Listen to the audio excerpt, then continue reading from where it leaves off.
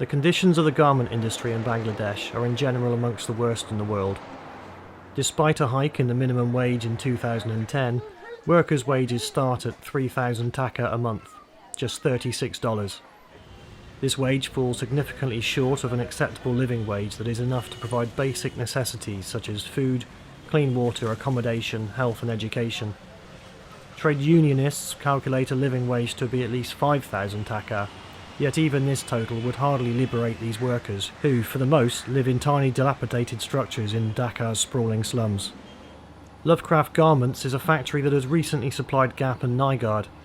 We arranged to meet with several Lovecraft workers at their home. They gave us an insight into the conditions in which they are forced to live, and revealed that the factory is breaking several labour laws. Which garment factory do they? Lovecraft Garments, okay. How many people live in this room? 10. And how many hours do they work in a normal week? 10 hours. So when they do overtime, they work 13 to 12 hours. 12 to 13 hours, okay.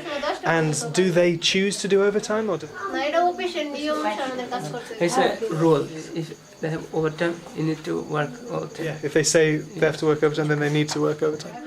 Bangladeshi labour law states that a working day should be no longer than 8 hours, with an optional 2 hours of paid overtime. How much they get paid a month? 4,000. 4,000 taka. On this wage of $50, the workers cannot provide for themselves, and therefore lodge with their uncle. Their family of 10 can afford one small room in which to cook, sleep and live, taking turns in the single bed.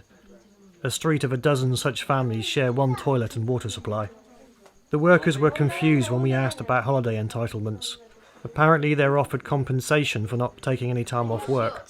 Although this extra income is appreciated by the impoverished workers, the practice is illegal and leads to exhaustion.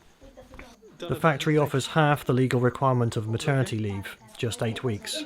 The workers are therefore forced to work gruelling hours at the latter stages of pregnancy, endangering the health of both mother and child.